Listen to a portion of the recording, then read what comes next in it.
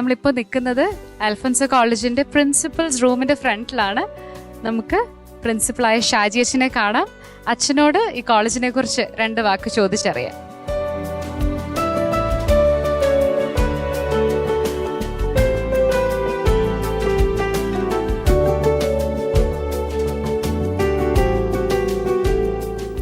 പാല Alphonsa college ദൈവിക പദ്ധതിയിൽ ജന്മമെടുത്ത ഒരു കോളേജാണ്.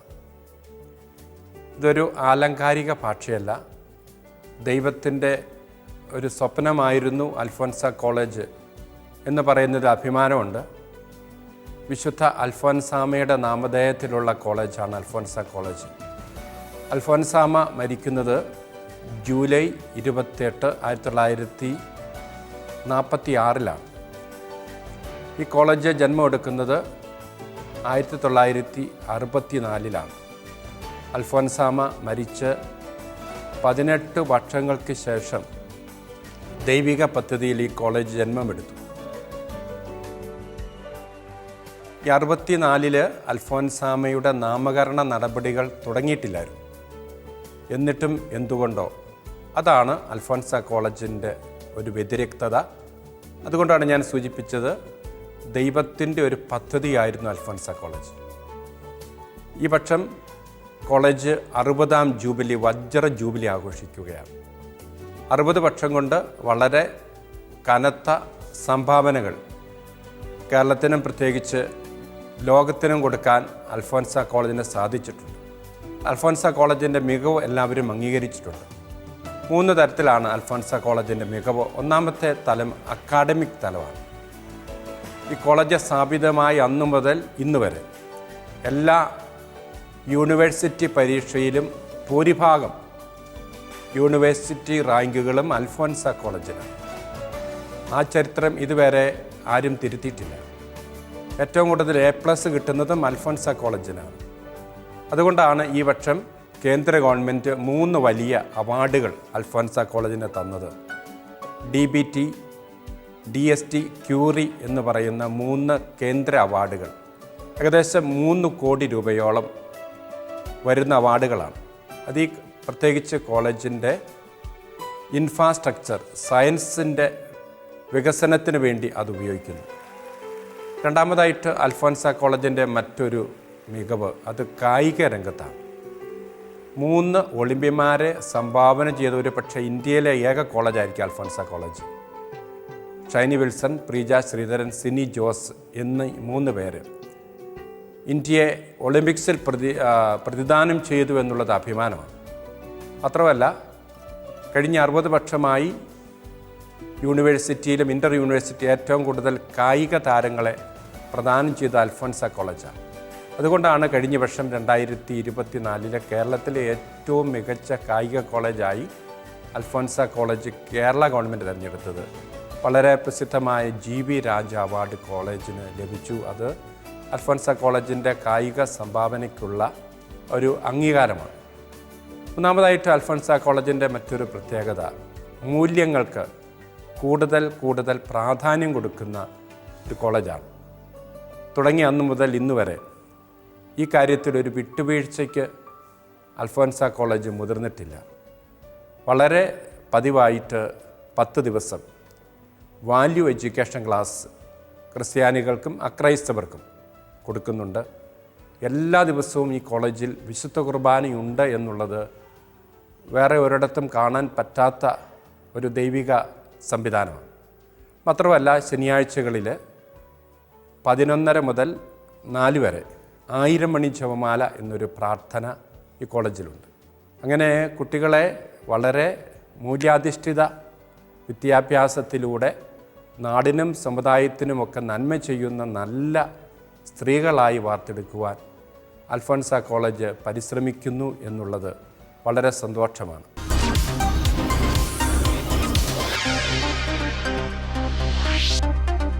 ഫെമിനിസത്തെക്കുറിച്ച് നിങ്ങളുടെയൊക്കെ പേഴ്സ്പെക്റ്റീവ് എന്താണെന്നുള്ളതാണ്. പണ്ട് കാലങ്ങളിൽ സ്ത്രീത്വം എന്ന് പറയുന്നത് കുറച്ചുകൂടി താഴ്ന്നു നിൽക്കേണ്ട ഒന്നായി കണ്ടിരുന്നു. പക്ഷെ ഇന്നത്തെ കാലത്തിൽ ഇപ്പം ടെക്നോളജി വളർന്നു, അല്ലെങ്കിൽ സാധ്യതകൾ വളർന്നു. അപ്പോൾ സ്ത്രീകളും സമൂഹത്തിൻ്റെ മുൻനിരയിലേക്ക് കടന്നു വരണമെന്ന് ചിന്ത വന്നു. അത് ശരിക്കും നല്ല ചിന്താഗതി തന്നെയാണ്. ശരിക്കും ഫെമിനിസം എന്ന് പറയുന്നത് ഒരു ഈക്വാലിറ്റി, അതായത് പണ്ട് നമുക്ക് പുരുഷന്മാർക്ക് നമ്മൾ കൊടുത്ത അതേ രീതിക്കുള്ള അംഗീകാരവും അവകാശങ്ങളും നമ്മൾ സ്ത്രീകൾക്കും അതുപോലെ തന്നെ കൊടുക്കുക. സ്ത്രീ ശാക്തീകരണം കൊണ്ട് ഉദ്ദേശിക്കുന്നത് നമ്മൾ ഒരു ഈക്വാലിറ്റി എന്നുള്ള രീതിക്ക് പോകണം. ആരാണ് ശരിക്കും സ്ത്രീയെ അടിച്ചമർത്തുന്നതും ഉപദ്രവിക്കുന്നതും നിങ്ങളുടെ അഭിപ്രായത്തിൽ? സ്ത്രീകളെ ഇപ്പോൾ ഇന്നത്തെ ഒരു സമൂഹത്തിൽ എനിക്ക് തോന്നുന്നു പുരുഷന്മാരെക്കാളും സ്ത്രീകൾ തന്നെയാണ് സ്ത്രീകളുടെ ശത്രുക്കൾ. ഇക്വാളിറ്റി വേണമെന്ന് എനിക്കുണ്ട്, പക്ഷെ എല്ലാ കാര്യത്തിലും സ്ത്രീകൾ കുറച്ചധികം ഇക്വാലിറ്റിക്ക് വേണ്ടി ആവശ്യമില്ലാത്ത വാശി പിടിക്കുന്നതായിട്ട് തോന്നാറുണ്ട്. സ്ത്രീക്കും പുരുഷനും ഒരിക്കലും ഒരു ഇക്വാളിറ്റി ലഭിക്കുന്നു തോന്നുന്നില്ല. അതിന് കാരണം സ്ത്രീ പുരുഷനേക്കാളും കുറേയും കൂടിയൊക്കെ ഉയരത്തിലാണെന്ന് ഞാൻ മനസ്സിലാക്കുക.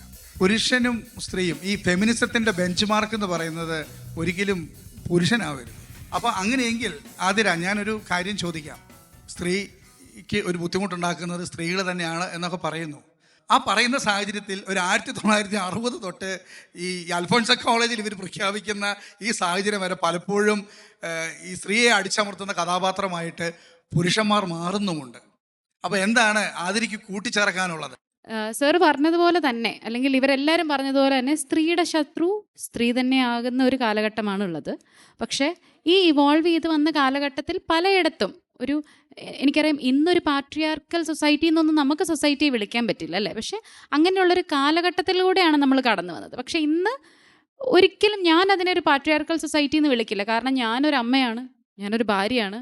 സാർ മുമ്പേ പറഞ്ഞപ്പോൾ എനിക്ക് എന്നെ തന്നെയാണ് റിലേറ്റ് ചെയ്യാൻ തോന്നിയത്. ഞാൻ എൻ്റെ ഹസ്ബൻഡിൻ്റെ അമ്മയുടെ അപ്പൻ്റെയും കൂടെ ജീവിക്കുന്ന ഒരാളാണ്. പക്ഷേ എൻ്റെ മദറിനിലോ എൻ്റെ ശത്രു അല്ല കേട്ടോ. ഞാൻ ലേറ്റ് ആയിട്ട് എന്നാലും വലിയ കുഴപ്പമൊന്നുമില്ല, എല്ലാം മാനേജ് ചെയ്യുന്ന ഒരു കേൾക്കും. അതെ, മമ്മി ഇത് ഉറപ്പായിട്ടും കേൾക്കും. യെസ്. അപ്പോൾ ഞാൻ വിചാരിക്കുന്നത് ആണുങ്ങൾ മേൽക്കോയ്മ ചെയ്തിരുന്ന ഒരു കാലഘട്ടം കഴിഞ്ഞിരിക്കുന്നു അല്ലേ. സ്ത്രീ ഇന്ന് സാറ് പറഞ്ഞ പോലെ അബലയും തബലയും ഒന്നുമല്ല, സ്ത്രീ ശക്തിയായി കഴിഞ്ഞു ഓൾറെഡി. ഇപ്പോൾ പിന്നെ എന്തിനാണ് നമ്മൾ ഇതിനെ ഇങ്ങനെ പൊക്കി പിടിച്ചുകൊണ്ട് നടക്കുന്നത് എന്നുള്ളിടത്താണ് ഈ ചോദ്യം ഉയരുന്നത്. ഓക്കെ, അപ്പോൾ ആ ചോദ്യത്തിൽ നിന്ന് മറ്റൊരു ദിശയിലേക്ക് നമുക്ക് കിടക്കാം. സ്ത്രീ ശക്തിയായി കഴിഞ്ഞു എന്ന് പറഞ്ഞു. സ്ത്രീ ഒരു കാലത്തും അശക്തിയായിരുന്നില്ല. ഇനി ഇതാണ് പ്രശ്നമെങ്കിൽ ഇതിനെന്തായിരിക്കും ഒരു സൊല്യൂഷൻ? സാധാരണ നടക്കുന്ന എല്ലാ ടോക്ക് ഷോകളും എല്ലാ ചർച്ചകളും ഇങ്ങനെ എന്തൊക്കെയോ ചർച്ച ചെയ്ത് കുറേ പഞ്ച് ഡയലോഗുകളൊക്കെ ആവിഷ്കരിച്ച് അവസാനം ഒരു പ്രത്യേക അവസരത്തിൽ അത് നിർത്തുന്നു. അപ്പോൾ ചോദ്യം ഇതാണ്, എന്തായിരിക്കാം ഇതിന് ഈ ഒരു സാഹചര്യത്തിൽ എന്തായിരിക്കും ഇതിനൊരു സൊല്യൂഷൻ? ആ സൊല്യൂഷനെ കുറിച്ച് ചിന്തിക്കുമ്പം എനിക്ക് മനസ്സിൽ വരുന്നൊരു കാര്യം, ദൈവം, എൻ്റെ ഭാഷ പറയുമ്പോൾ ഈശോ സ്ത്രീയെയും പുരുഷനെയും എല്ലാം ഒരുപോലെയല്ലേ സിസ്റ്ററെ പരിഗണിക്കുക അല്ലേ? അങ്ങനെയെങ്കിൽ ദൈവത്തോട് ചേർന്ന് നിന്ന് ദൈവത്തിൻ്റെ സ്നേഹത്തിൻ്റെ കാര്യത്തിലേക്ക് എത്തുമ്പോൾ ഒരു ദൈവം പക്ഷപാതം കാണിക്കുമോ, പാർഷ്യാലിറ്റി കാണിക്കുമോ? പുരുഷന് ഫേവറബിൾ ആകുമോ, സ്ത്രീക്ക് ഫേവറബിൾ ആകുമോ? അപ്പോൾ എവിടെയായിരിക്കാം ഒരു പ്രശ്നം പറ്റിയത്? ദൈവത്തിൽ നിന്നും ദൈവവിശ്വാസത്തിൽ നിന്നും ഒരു ജനതതി അകന്നു കഴിഞ്ഞപ്പോൾ ഉണ്ടായ ചിന്തയായിരിക്കാം ഇത്. ആ ചിന്തയിൽ നിന്ന് ഈ പ്രസ്ഥാനങ്ങളെല്ലാം ഉടലെടുത്ത് മുന്നോട്ട് പോയപ്പോൾ എന്താണ് അതിൻ്റെ ഔട്ട്പുട്ട്? മത്സരിക്കാൻ തുടങ്ങി. ക്രയവിക്രയ ശേഷി കൊണ്ടും സ്നേഹം കൊണ്ടും എളിമ കൊണ്ടും സഹനശക്തി കൊണ്ടും ബോൾഡായിട്ടുള്ള സ്ത്രീ പുരുഷനോടൊപ്പം നിൽക്കണമെന്ന് പറഞ്ഞ് അവർ എന്തു ചെയ്യാൻ തുടങ്ങി? പണ്ടത്തിനൊക്കെ കൂടുതൽ കള്ളു കുടിക്കാൻ തുടങ്ങി. പുരുഷനെ പോലെ വഴി കിടന്ന് തല്ലുണ്ടാക്കാൻ തുടങ്ങി. ഞങ്ങൾ അങ്ങനെ ചെയ്താൽ എന്താ കുഴപ്പം, എന്നെ തല്ലും ഞാനും തല്ലും എന്ന് പറയാൻ തുടങ്ങി. ആഹാ, പുരുഷന് മാത്രം ലുങ്കി ഉടുക്കാൻ പറ്റുള്ളൂ, ഞങ്ങൾ ലുങ്കി ഉടുത്ത എന്താ കുഴപ്പം? വസ്ത്രം ധരിക്കുന്നതിൻ്റെ അളവ് കുറഞ്ഞു വരാൻ തുടങ്ങി. 1960 തൊട്ട് ഇങ്ങനെ എടുത്തു കഴിഞ്ഞാൽ എന്താണ് ആവിഷ്കാര സ്വാതന്ത്ര്യം എന്ന് പറയുന്നത്? നമുക്ക് തോന്നിവാസത്തിന് നടക്കാമെന്നുള്ളതാണോ? ഇതിൻ്റെ യഥാർത്ഥത്തിലുള്ളൊരു കാര്യം എന്ന് പറഞ്ഞാൽ സ്ത്രീക്കും പുരുഷനും അതിൽ തന്നെ ഒറ്റയ്ക്കുള്ള നിലനിൽപ്പ് അത്ര എളുപ്പമല്ല. സ്ത്രീ പുരുഷനോട് ചേരേണ്ടവളാണ്. ഇപ്പോൾ ഈ അമ്മായിമ്മയുടെ വ്യത്യസ്ത രീതിയിലുള്ള സ്വഭാവം കൊണ്ടും അല്ലെങ്കിൽ ധാർഷ്ട്യം കൊണ്ടും അറിവില്ലായ്മ കൊണ്ടും വേദന അനുഭവിക്കുന്ന ഒരു മരുമകളെ ആ വീടിനകത്ത് പ്രൊട്ടക്ട് ചെയ്യാൻ പറ്റുന്ന ആർക്കാണെന്നറിയാമോ? ആർക്കായിരിക്കാം? അവളുടെ ഭർത്താവിനാണ് അല്ലേ? അവൻ്റെ മൂക്കിൻ്റെ താഴെ വെച്ചിരിക്കുന്ന മീശയ്ക്ക് എന്തെങ്കിലുമൊക്കെ ഒരു വിലയുണ്ടെങ്കിൽ അവനെ സംബന്ധിച്ചിടത്തോളം അവൻ്റെ ഭാര്യയെ പ്രൊട്ടക്ട് ചെയ്യാൻ പറ്റും. അങ്ങനെ വരുമ്പോൾ നമ്മൾ ആ സിനാരിയോ ചിന്തിക്കുന്നത് ഇങ്ങനെയാണ്: തൻ്റെ ഇടം കൂടിയ 2 സ്ത്രീകളുടെ നടുക്ക് ഒരു പുരുഷന് തൻ്റെ ഇടമില്ലാതെ വന്നാൽ ഒരു സ്ത്രീയുടെ ആക്രമണത്തിന് മറ്റൊരു സ്ത്രീ ഇരയാകുമെന്ന് പറയുന്ന ഒരു യാഥാർത്ഥ്യം പലപ്പോഴും നമ്മുടെ സമൂഹത്തിൽ കണ്ടുവരുന്നു. 2.5 മാസം മുമ്പ് കോട്ടയം ഡിസ്ട്രിക്റ്റിൽ, സ്ഥലം ഞാൻ പറയില്ല, ഒരാൾ എൻ്റെ വീട്ടിൽ വന്നു. ഇങ്ങനെ ഞങ്ങളിങ്ങനെ സംസാരിച്ചുകൊണ്ടിരുന്നപ്പോൾ അദ്ദേഹം പറഞ്ഞൊരു കാര്യം ഇതാണ്: അദ്ദേഹത്തിൻ്റെ വൈഫ് അദ്ദേഹത്തിനെ ഒന്ന് തല്ലി. അപ്പോൾ അവൻ പറഞ്ഞു, ഹസ്ബൻഡ് എൻ്റെ അപ്പൻ്റെ അമ്മയുടെ മുമ്പ് വെച്ച് തല്ലിയത് കൊണ്ട് ഞാനും തിരിച്ചൊന്ന് കൊടുത്തു. അവൾ അപ്പം തന്നെ പോലീസിനെ വിളിച്ചു.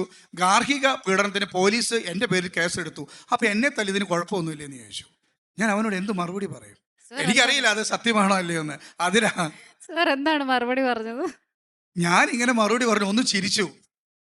എന്നിട്ട് ഇപ്പം എന്താണ് അവസ്ഥ എന്ന് ചോദിച്ചു. അപ്പോൾ പറഞ്ഞു, ഏതോ ഒരു കേസിൻ്റെ ഏതൊരു വകുപ്പ് വെച്ച് കോംപ്രമൈസ് ആയാലും അവനെ അറസ്റ്റ് ചെയ്യും. അപ്പോൾ ഞാൻ ചോദിച്ചു, മക്കളുടെ കാര്യമെന്ന് ചോദിച്ചു. അവൻ കരഞ്ഞു.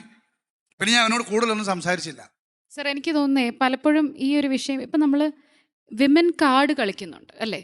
ഇപ്പോൾ ശരിക്കും ഒന്നും പറയാത്തടത്ത് പോലും സ്ത്രീകളൊന്ന് എന്നെ തൊട്ടെന്ന് പറഞ്ഞ പ്രശ്നമാണ്. അതിന് വേറെ സാക്ഷികളോ വേറെ ഒന്നിൻ്റെയും തെളിവിൻ്റെ ഒന്നും ആവശ്യമില്ലാത്തൊരു സാഹചര്യം കടന്നു വന്നിരിക്കുകയാണ്. അവിടെ ശരിക്കും പുരുഷന്മാർ അടിച്ചമർത്തപ്പെടുന്നുണ്ടോ എന്ന് പോലും നമ്മൾ അല്ലേ ലിയ പറഞ്ഞതുപോലെ സംശയിക്കേണ്ടിയിരിക്കുന്നു. പുരുഷന്മാർ അടിച്ചമർത്തപ്പെടുന്നുണ്ടെങ്കിലും അതിൻ്റെയും ഒരു അടിസ്ഥാനപരമായ കാരണം പ്രപഞ്ചം സൃഷ്ടിച്ച പ്രപഞ്ചകർത്താവായ ദൈവത്തോട് പുരുഷൻ ചേരാത്തതാണ് അവൻ്റെ കുഴപ്പം.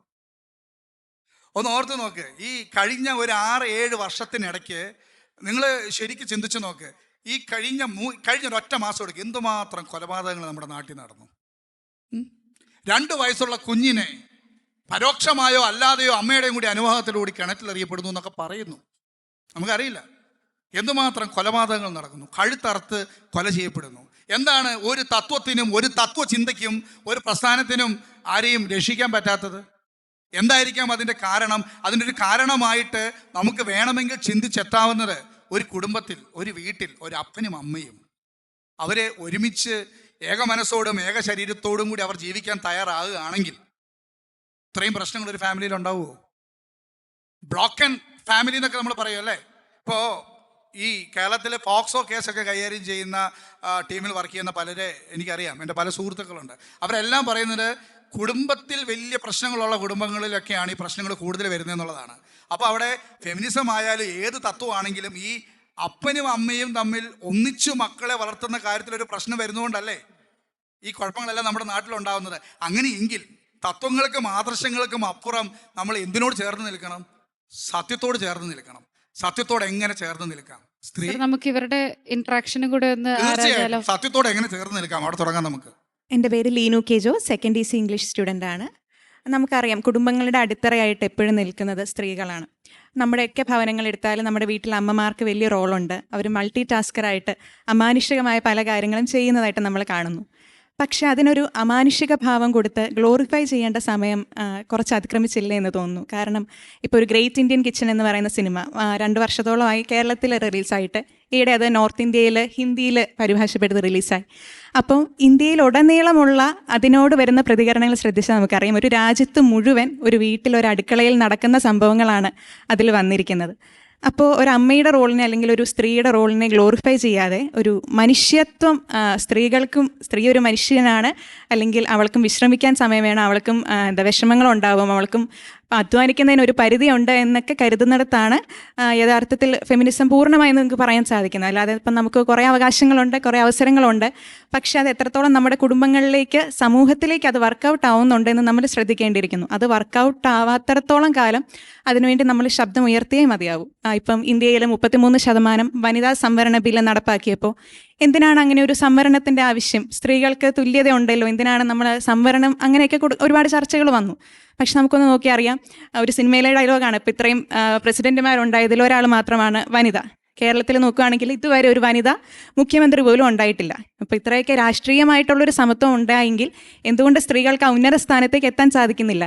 അപ്പോൾ എല്ലാ മേഖലകളിലും പല തരത്തിലുള്ള ഇപ്പോഴും നിലനിൽക്കുന്ന അസമത്വങ്ങൾ, അപ്പോൾ അതിനെതിരെ പോരാടാൻ ഫെമിനിസ്റ്റുകൾ ഒരു തരത്തിൽ ആവശ്യമാണ്. പക്ഷേ നെഗറ്റീവ് ഷെയ്ഡായിട്ട് എല്ലാം പുരുഷന്മാരെ എല്ലാം തകർത്ത് കളയണം, അങ്ങനെ ഒരു ചിന്താഗതിയോടെ അല്ല പോകേണ്ടത്. തുല്യമായ അവകാശങ്ങൾക്ക് വേണ്ടി ശബ്ദമുയർത്താൻ ആൾക്കാർ ആവശ്യമുണ്ട്. നമ്മുടെ സമൂഹത്തിൽ സമത്വം വരാത്തിടത്തോളം കാലം അതിന് പ്രസക്തി ഏറി നിൽക്കുന്നു എന്ന് ഞാൻ വിശ്വസിക്കുന്നു. Thank you. ഓക്കെ, അതിന് എന്താ പറയാൻ തുടങ്ങുന്നത്? ഞാൻ പറയാൻ തുടങ്ങുന്നത് അല്ല, എനിക്ക് ലീനു എന്നല്ലേ പേര്? ലീനു പറഞ്ഞ പല കാര്യങ്ങളും കേട്ടപ്പോഴേ അവിടെയൊക്കെ ഒരു ശരിയാ, നമ്മൾ മുന്നിലേക്ക് വരണം, ശബ്ദമുയർത്തണം.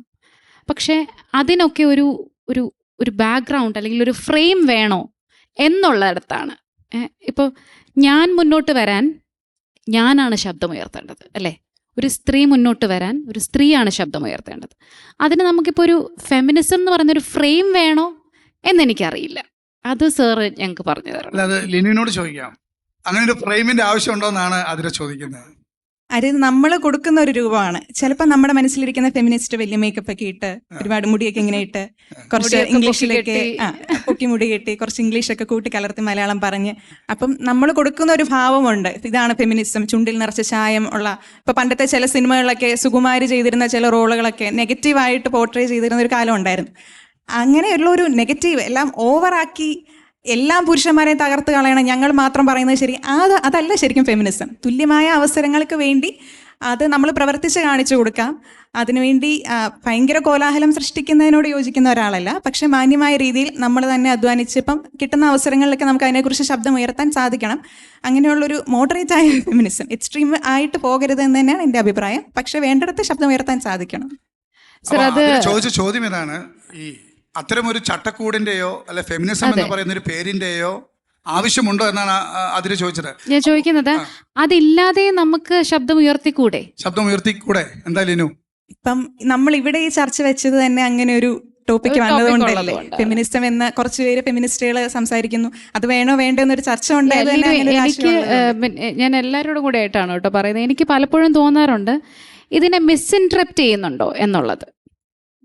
പലപ്പോഴും ഇതിൻ്റെ അർത്ഥതലങ്ങൾ മനസ്സിലാക്കുന്നതിൽ ആൾക്കാർക്ക്, ലിനുവിന് കുറച്ചും കൂടെ ക്ലാരിറ്റി ഉണ്ട് എന്നാണ് എനിക്ക് തോന്നുന്നത്. പക്ഷെ അല്ലാതെ നമ്മൾ പൊതുവെ സൊസൈറ്റിയിൽ നോക്കുമ്പോൾ ഇതിനു വേണ്ടി വാദിക്കുന്നവരൊക്കെ ഇതിൻ്റെ അർത്ഥതലങ്ങളെ മിസ്ഇൻറ്റർപ്റ്റ് ചെയ്താണോ കാണുന്നത് എന്ന കാര്യത്തിൽ എനിക്ക് തീർച്ചയായും സംശയമുണ്ട്. ലിനു ഇരുന്നോളൂ. ലിനു, ഒരു പക്ഷേ ആതിരെ പറഞ്ഞത് ശരിയായിരിക്കാം. പലപ്പോഴും ഒരു പ്രസ്താവന ഒരാൾ നടത്തുമ്പോൾ പ്രസ്താവന നടത്തുന്ന ആളുടെ ലൈഫിലേക്ക് പൊതുസമൂഹം ഒന്ന് ഉറ്റുനോക്കും. ആശയം കൊടുക്കുന്ന വ്യക്തിയുടെ ജീവിതത്തിൽ അതില്ലെങ്കിൽ അതൊരു അംഗീകരിക്കപ്പെടുന്ന ഒരു തത്വമായിട്ട് പൊതുസമൂഹം ഒരിക്കലും പരിഗണിക്കില്ല. ഒരു പക്ഷേ സാഹചര്യവശാലോ അല്ലാതെയോ ഫെമിനിസത്തെക്കുറിച്ചോ സ്ത്രീപക്ഷ ചിന്തകളെക്കുറിച്ചൊക്കെ പറയുന്ന ആൾക്കാരുടെ വ്യക്തി ജീവിതത്തിൽ ഒരു പക്ഷേ അവർ സിംഗിൾ ആയിരിക്കും, അല്ലെങ്കിൽ അവരുടെ ഫാമിലി ലൈഫിൽ എന്തെങ്കിലും പ്രശ്നങ്ങളുണ്ടായിരിക്കും, അല്ലെങ്കിൽ ലിനു പറഞ്ഞ പോലെ തന്നെ ലിപ്സ്റ്റിക്കൊക്കെ തേച്ച് അല്ലെങ്കിൽ ഒരു വസ്ത്രധാരണത്തിൽ ഒരു വിപ്ലവമൊക്കെ കൊണ്ടുവന്ന് അങ്ങനെയുള്ള കുറേ ആൾക്കാർ ഇത് പറയുന്നത് കൊണ്ട് ഒരു പക്ഷേ ഒരു തെറ്റിദ്ധാരണ ഉണ്ടാകാം. പക്ഷേ ഈ ലിനുവിൻ്റെ ആശയത്തോട് യോജിക്കാതിരിക്കാൻ പറ്റില്ല. കുടുംബത്തിലും അടുക്കളയുടെ അകത്തളങ്ങളിലും അല്ലെങ്കിൽ എല്ലാ മേഖലകളിലും സ്ത്രീ അടിച്ചമർത്തപ്പെടുന്നുണ്ടെങ്കിൽ ആ ഷെല്ല് പൊട്ടിച്ച് അവൾ പുറത്തു വരുന്നതിനെ സ്വാഗതം ചെയ്യണമെന്നൊരു അഭിപ്രായമാണ് ഞാൻ. ഇപ്പോൾ ഞാനൊരു പുരുഷൻ എന്ന രീതിയിൽ നിന്ന് ഒരു അപ്പൻ എന്ന രീതിയിലേക്ക് മാറുമ്പോൾ എൻ്റെ മകൾ എവിടെയും തകർക്കപ്പെടുന്നതോ അല്ലെങ്കിൽ ക്രൂശിക്കപ്പെടുന്നതോ സഹിക്കാൻ വേണ്ടി വിധിക്കപ്പെട്ട ഒരു പാവം പെൺകുട്ടിയാവുന്നതിനോടോ ഒരപ്പൻ എന്ന സ്ഥാനത്ത് നിന്ന് എനിക്ക് യോജിക്കാൻ സാധിക്കില്ല. ഒരു ഭർത്താവ് എന്ന സ്ഥാനത്തിലേക്ക് ഞാൻ മാറുകയാണെന്നുണ്ടെങ്കിൽ എൻ്റെ ഭാര്യ അങ്ങനെ ആവാതിരിക്കാൻ, that is my responsibility to protect her. സങ്കീർത്തനങ്ങൾ 128:3, നിന്റെ ഭാര്യ ഭവനത്തിൽ ഫലസമൃദ്ധമായ മുന്തിരി പോലെയും മക്കൾ മേശയ്ക്ക് ചുറ്റും ഒലിവ് തൈകൾ പോലെയും എന്നാണ് വചനം പഠിപ്പിക്കുക. കുറച്ചുകൂടി സിമ്പിളായിട്ട് പറഞ്ഞാൽ, സ്നേഹമുള്ള ഒരു ഭർത്താവ് ഇങ്ങനെ ചിന്തിക്കുകയാണ്, what is life without my wife എന്ന് ചിന്തിച്ചാൽ ആ ഒരു വൈഫിൻ്റെ കാര്യത്തിൽ ഒരു തീരുമാനമാകും. അടിസ്ഥാനപരമായ ഒരു സൊല്യൂഷനിലേക്ക് ഈ ചർച്ച പോകണമെന്നുണ്ടെങ്കിൽ പുഴുക്കുത്തുകൾക്കെതിരെ ഒരാശയം നവകേരളത്തിന് നമ്മൾ സമ്മാനിക്കണമെന്നുണ്ടെങ്കിൽ വലിയൊരു വാസ്തവം നമ്മൾ ചിന്തിച്ച് അംഗീകരിച്ച് മതിയാകൂ. ഈ പ്രപഞ്ചത്തിൻ്റെ ഘടന എന്ന് പറയുന്നത് ദൈവം ജോഡികളായിട്ടാണ് സർവ്വതിനെയും സൃഷ്ടിച്ചിരിക്കുന്നത്. പരസ്പര പൂരകമാകുന്നിടത്താണ് വലിയ വിസ്മയങ്ങളും വലിയ വിജയങ്ങളും ഒക്കെ ഉണ്ടാകുക. ഒറ്റയ്ക്ക് നിൽക്കുന്ന എന്നെ കരുത്തനാക്കാൻ എൻ്റെ ഭാര്യയുടെ സ്നേഹത്തിനും സമീപനത്തിനും സാധിക്കും. അതുപോലെ തന്നെ ലിനു പറഞ്ഞതുപോലെയുള്ള സാഹചര്യങ്ങളിലൊക്കെ ഒറ്റപ്പെടുന്ന ഒരു പെൺകുട്ടിയെ സഹായിക്കാൻ അവളുടെ അപ്പനും അവളുടെ ഭർത്താവിനും അവളുടെ കുടുംബത്തെ ആധിപത്യം സ്ഥാപിക്കാൻ ആഗ്രഹിക്കുന്ന അവളുടെ അമ്മായിപ്പനും തയ്യാറാവുകയാണെങ്കിൽ ഈ പറയുന്ന പ്രശ്നങ്ങളിൽ നിന്നൊക്കെ ഒരു പരിധി വരെയൊക്കെയുള്ള ഒരു പരിഹാരം കണ്ടെത്താൻ സാധിക്കുമെന്നാണ് എൻ്റെ ഒരു അഭിപ്രായം. നിങ്ങൾക്ക് എന്താണ് ഇതിനോട് ചേർത്ത് വെക്കാനുള്ളത്? അല്ലെങ്കിൽ നമുക്ക് വേണം ഒന്നുകൂടെ ലിനുവിലേക്ക് പോകാം, അതിൻ്റെ ഒരു അവസാനത്തിലേക്ക്. ഞാൻ പറഞ്ഞതിനോട് ലിനു എങ്ങനെ പ്രതികരിക്കുന്നു? ഞാൻ പറഞ്ഞ ആശയം ശരിയാണോ അതോ ഒന്ന് ഖണ്ഡിക്കേണ്ടതുണ്ടോ? തീർച്ചയായും സമൂഹത്തിൽ ഒരു അടിസ്ഥാനപരമായ മാറ്റം ഉണ്ടാകുന്നിടത്ത് ഈ പ്രശ്നത്തിന് ഒരു അന്ത്യം ഉണ്ടാവുന്നുള്ളൂ. സ്ത്രീകൾ മാത്രം മാറിയിട്ട് കാര്യമില്ല, ചുറ്റുമുള്ള കുടുംബാംഗങ്ങളും കൂടി അതിനെ സപ്പോർട്ട് ചെയ്യാൻ ഒരു മനസ്സുണ്ടാവണം. ജോലിക്ക് പോകുന്ന സ്ത്രീകളെ അതിന് വിടാൻ ഒരു മനസ്സുണ്ടാവണം. അപ്പോൾ ആ ഒരു സമയത്ത് കുട്ടികളെ നോക്കാൻ സാധിക്കുമെങ്കിൽ അതിന് തങ്ങളാൽ പറ്റുന്ന സഹായങ്ങൾ സ്ത്രീകൾക്ക് ചെയ്തു കൊടുക്കുക. സഹായങ്ങളല്ല, അവർക്കും തുല്യത വേണം, അവർക്ക് അതിനുള്ള അവകാശമുണ്ട് എന്നൊരു തിരിച്ചറിവിലേക്ക് നമ്മുടെ സമൂഹം വളരണം. അതിനുള്ള വിദ്യാഭ്യാസം ഇനിയുള്ള കാലത്ത് ആൺകുട്ടികൾക്ക് ചെറിയ പ്രായത്തിൽ തന്നെ നൽകാൻ നമുക്ക് സാധിക്കണം. അങ്ങനെ ഒരു വേർതിരിവ്, ഒരു താഴെ മുകളിൽ അങ്ങനെ ഒരു ഡിഫറൻസ് ഉണ്ടാവരുത്. തുല്യത എല്ലാ സ്ഥലത്തും ഉണ്ടാവണം. അങ്ങനെ ഒരു അടിസ്ഥാനപരമായ വിദ്യാഭ്യാസം ആ ഒരു സമ്പ്രദായത്തിൽ തന്നെ നമുക്കൊരു മാറ്റം വരുത്തിയാൽ, ഇപ്പോൾ പഴയ തലമുറയെ നമുക്ക് പറഞ്ഞ് മനസ്സിലാക്കുന്നതിന് ഒരു പരിധിയുണ്ട്. ഇപ്പോൾ ഇനി വരുന്ന യുവാക്കളെയെങ്കിലും നമുക്ക് ആ ഒരു സമത്വത്തിൻ്റെ പ്രാധാന്യത്തെക്കുറിച്ച് ബോധവാന്മാരാക്കാൻ പറ്റിയാൽ നല്ലതായിരിക്കും. Probably equality should start from home എന്നുള്ളതായിരിക്കും അല്ലേ? തീർച്ചയായിട്ടും വീട്ടിൽ നിന്ന് തുടങ്ങണമെന്നുള്ളതാണ്. ആ ഇക്വാളിറ്റി എന്ന് പറയുന്ന ടേമിനെ ഒരു ഇത്തിരിയും കൂടി നമ്മൾ ഭംഗിയാക്കുകയാണെങ്കിൽ സ്നേഹമെന്നാക്കുന്നത് കുറച്ചുകൂടി നല്ലതായിരിക്കും. അത് എന്താണ് സ്നേഹം? ഇപ്പം ഞാൻ നിങ്ങളോട് തന്നെ ഒരു കാര്യം ചോദിക്കാം. വല്ലപ്പോഴും നിങ്ങളുടെ പപ്പ ഒരു കറി ഉണ്ടാക്കുമ്പോൾ നല്ല ടേസ്റ്റാണെന്ന് നമ്മൾ പറയും അല്ലേ? സ്ഥിരമായി അമ്മ കറി ഉണ്ടാക്കുമ്പം ചിലപ്പോൾ കുറ്റം പറഞ്ഞെന്ന് വരും അല്ലേ? ഇനി അങ്ങനെ അത് ഒരു സിനാരി പറഞ്ഞു എന്നുള്ളതേ ഉള്ളൂ. ചില കാര്യങ്ങൾ ചെയ്യാൻ ജന്മന സ്ത്രീകൾക്കൊരു വൈദഗ്ധ്യം ഉണ്ടെന്നാണ് ഞാൻ കരുതുക. അത് സാറ് പറഞ്ഞ മൾട്ടി ടാസ്കിങ്, മൾട്ടി ടാസ്കും അതെ, കുറച്ചുകൂടി ഇൻഡിവിജ്വലൈസ് ചെയ്ത് എടുക്കുകയാണെന്നുണ്ടെങ്കിൽ ഇപ്പം എന്താ, എനിക്കറിയാവുന്ന പുരുഷന്മാരെ സംബന്ധിച്ചിടത്തോളം ഇപ്പം ഈ പിള്ളേരുടെ കമ്മൽ ഊരിയെടുക്കുക, അല്ലെ ഈ മാലയുടെ കൊളുത്തിടുക തുടങ്ങിയ കാര്യങ്ങളെല്ലാം അവർ ചെയ്യാൻ പോയാൽ ചിലപ്പോൾ അത് പൊട്ടിപ്പോകാറുണ്ട്. ഒരു ഉദാഹരണത്തിന് ഒരു മാല കയ്യിലെടുത്ത ഉടനെ ആ വീട്ടിൽ അമ്മ വന്നിട്ട് പറയും അത് അവൻ്റെ നിന്ന് മേടിച്ച് അവനത് പൊട്ടിക്കും എന്ന് പറയും.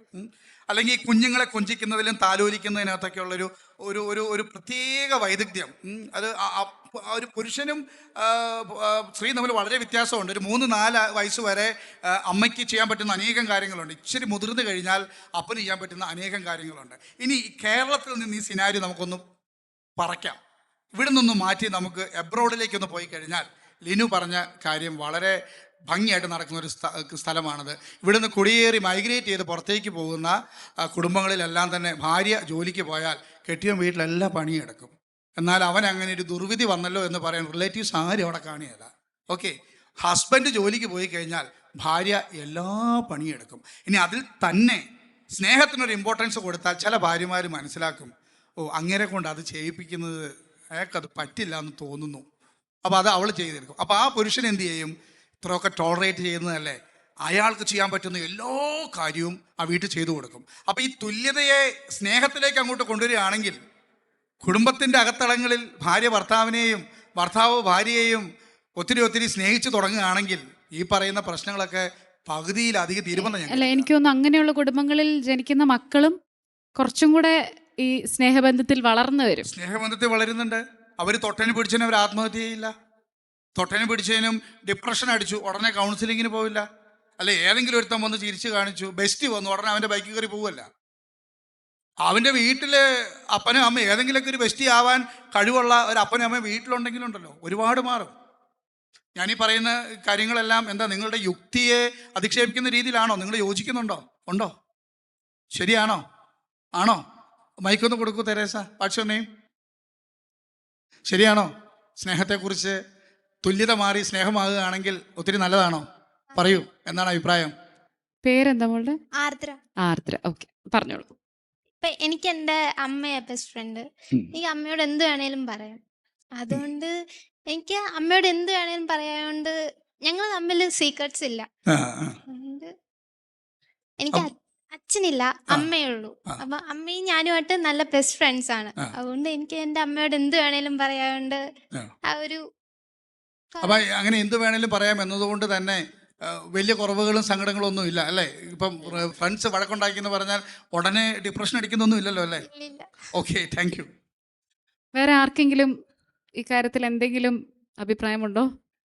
എല്ലാ വീട്ടിലെയും സാഹചര്യം ഒന്നാവണം എന്നില്ല. ഇപ്പം എത്ര സ്നേഹത്തോടെയുള്ള ഒരു ഫാമിലിയാണ് അവിടെ വളരുന്ന ഒരു കുട്ടി, ആ സ്നേഹം കണ്ട് വളർന്നാലും അവൻ ഒരു ഉൾക്കൊള്ളണം എന്നില്ല. അതേ സ്നേഹം തന്നെ അവൻ ഉൾക്കൊള്ളണം എന്നില്ല. ചിലപ്പോൾ അവൻ്റെ വീട്ടിൽ ഇത്രയും സ്നേഹം കണ്ട് വളർന്നാൽ പോലും അവൻ അപ്പുറത്തെ വീട്ടിലെ വഴക്ക് കാണുമ്പോഴേക്കും അവന് കുറച്ചിടാ കൊള്ളാലോ എന്ന് തോന്നുന്നു. അങ്ങനെ ചിന്താഗതിയുള്ള കുട്ടികളും ഉണ്ട്. ഇപ്പം ചില പാരൻസ് ഉണ്ട്, ഞാൻ കണ്ടിട്ടുണ്ട്, ചില അമ്മമാർ ആൺമക്കളെ വളരെ സ്നേഹിച്ച് ഭയങ്കര കൊഞ്ചിച്ചൊക്കെ വളർത്തി അവരൊരു കല്യാണ പ്രായം കഴിഞ്ഞ് അവർ ഭാര്യമാർക്ക് വേണ്ടി എന്തെങ്കിലും ചെയ്യുമ്പോൾ അത് അമ്മമാർക്ക് അത് ഇഷ്ടപ്പെടില്ല. അവിടെ പിടിച്ചു വെക്കാൻ നോക്കും. വേണ്ട, എൻ്റെ മോനാണ്, എൻ്റെ മോൻ എന്തിനാ അത്രയും ചെയ്യുന്നത്, എൻ്റെ മോൻ എന്തിനാ അവളെ ഒരു പരിധിയിൽ കൂടുതൽ സ്നേഹിക്കുന്നത്, അല്ലെങ്കിൽ എൻ്റെ മകൻ എന്നെക്കാൾ കൂടുതൽ വേറൊരു സ്ത്രീയെ സ്നേഹിക്കരുത്. അങ്ങനെയുള്ള പാരന്റിംഗ് ഉണ്ട്, ടോക്സിക് പാരന്റിങ്. ഇപ്പം ലീനു പറഞ്ഞ പോലെ ആൺകുട്ടികൾക്ക് നമ്മൾ വീട്ടിലെ അല്ലെങ്കിൽ ചെറുപ്പത്തിലെ പഠിപ്പിച്ച് കൊടുക്കണമെങ്കിൽ, ഇക്വാലിറ്റി പഠിപ്പിച്ചു, അതേ പഠിത്തം തന്നെ പെൺകുട്ടികൾക്കും കൊടുക്കണം. കാരണം എല്ലാ പെൺകുട്ടികളും, ഇവിടെ ഇരിക്കുന്ന എല്ലാവരുടെ ചിന്താഗതിയും ഒന്നല്ല. എല്ലാവരും ഒരുപോലെ ഒരു പാരന്റ് ആവണം, ഒരേ ചിന്താഗതിയുള്ള ഒരു പാരന്റ് ആവണം എന്നില്ല. എല്ലാവരും ഒരുപോലെ ചിന്തിക്കണം എന്നില്ല. അപ്പം അതുകൊണ്ട് തന്നെ ഇപ്പം എത്ര നല്ല പാരന്റിങ് ആണെങ്കിൽ പോലും അവിടെയും ഇതുപോലെ ഒരു ടോക്സിക് എലമെന്റ് വരേണ്ട ചാൻസ് ഭയങ്കര കൂടുതലാണ്. ആ പാരന്റിങ് കൊണ്ട് തന്നെ ഒരു ടോക്സിക് എലമെന്റ് വരേണ്ട ചാൻസ് ഭയങ്കര കൂടുതലാണ്. ഇപ്പം സ്നേഹം കണ്ട് വളർന്ന കുട്ടികളാണെങ്കിൽ പോലും, ഇപ്പം എത്ര സ്നേഹമുള്ളൂ, ഇപ്പം എൻ്റെ പാരൻസ് ആണെങ്കിൽ ഞാനൊരു പോയൊരു സങ്കടം പറഞ്ഞാൽ അവരെന്നെ മനസ്സിലാക്കണം. ഇപ്പം അങ്ങനെ മനസ്സിലാക്കുന്ന പാരൻസ് ഉണ്ട്, ഇല്ലാന്നല്ല, ഒരു പരിധി വരെ ഉള്ളൂ. അവരപ്പോഴും ചിന്തിക്കുന്നത് അയ്യോ നാട്ടുകാരെന്ത് പറയും, റിലേറ്റീവ്സ് എന്ത് പറയും, അവർ ബാക്കിയുള്ളവർ സമൂഹം എന്ത് പറയും എന്നതിനെ കുറിച്ചാണ് അവർക്ക് ആശങ്ക കൂടുതൽ. അതൊരു തരത്തിൽ ടോക്സിക് പാരന്റിങ് ആണ്. അപ്പം അതുകൊണ്ട് തന്നെ പാരന്റിങ്ങിന് വലിയൊരു പങ്കുണ്ട്. ഒരു ടോക്സിക് ഒരു കുട്ടി അവൻ വളർന്നു വരുന്നത് ടോക്സിക് ആയിട്ടാണോ അല്ലയോ, അതിൽ പാരന്റിങ്ങിന് വലിയൊരു പങ്കുണ്ട്. ഓക്കെ. അപ്പോൾ ആതിര, യെസ് സർ. ഗൗരി പറയുന്നത് പേരൻറ്റിങ്ങിന് നല്ലൊരു പങ്കുണ്ടെന്നാണ് പറയുന്നത്, ഇങ്ങനെ സാഹചര്യങ്ങളെല്ലാം ഉണ്ടാക്കുന്നത്. ഇനി അതിൽ ഗൗരി തുടങ്ങി വെച്ചൊരു കാര്യം ഇതാണ്, എല്ലാ കുടുംബങ്ങളിലും ഒരേ സാഹചര്യമായിരിക്കണം നിർബന്ധമില്ല. ഇപ്പോൾ ഇദ്ദേഹത്തിൻ്റെ അമ്മ അദ്ദേഹത്തെ പരിപോഷിപ്പിച്ച് പൊന്നുപോലെ നോക്കുന്നത് കൊണ്ട് ലോകത്തിൻ്റെ പല കാര്യങ്ങളെ അതിജീവിക്കാനുള്ള കെൽപ്പ് പേരൻ്റ് ഒന്നുകൂടെ പറഞ്ഞേ, ആർദ്രയ്ക്ക് അതിനുള്ള കപ്പാസിറ്റി ഉണ്ട്. പക്ഷേ ഇത്തരം കുടുംബ സാഹചര്യങ്ങളിൽ ജനിക്കാത്തവർ എന്ത് ചെയ്യുമെന്ന് പറഞ്ഞൊരു വലിയൊരു ക്വസ്റ്റ്യൻ ഉണ്ട്. ക്വസ്റ്റ്യനാണ് ഗൗരി ഉയർത്തിക്കാട്ടിയത്. അങ്ങനെ വരുമ്പോൾ ഞാൻ നിങ്ങളോട് തന്നെ ചോദിക്കാം, പേരൻസ് ഇല്ല, നല്ല ഫ്രണ്ട്സ് ഇല്ല, അനുകൂലമായ പശ്ചാത്തലങ്ങളൊന്നുമില്ല, കൊട്ടിഘോഷിക്കപ്പെടുന്ന തത്വങ്ങളും ഫേസ്ബുക്ക് ഇൻസ്റ്റ പ്രബോധനങ്ങളെല്ലാം നിലനിൽക്കെ, ഇതെല്ലാം ചുറ്റും നിൽക്കുമ്പോഴും ഒറ്റപ്പെടുന്ന വേദനിക്കുന്ന പുരുഷനായാലും സ്ത്രീ ആയാലും ഒരു വ്യക്തിക്ക് ആരിൽ ആശ്രയം കണ്ടെത്താൻ സാധിക്കും? ദൈവത്തിലായിരിക്കും അല്ലേ? ഉറപ്പല്ലേ? അടിസ്ഥാനപരമായിട്ട് ദൈവം, ഈശോ എന്ന സത്തയിലേക്ക് തിരിച്ചു പോകാൻ നമ്മൾ തയ്യാറാണെങ്കിൽ ഒരു പരിധി വരെയുള്ള ഇത്തരം പ്രശ്നങ്ങളെല്ലാം പരിഹരിക്കാൻ പറ്റുമെന്നാണ് ഞാൻ കരുതുക.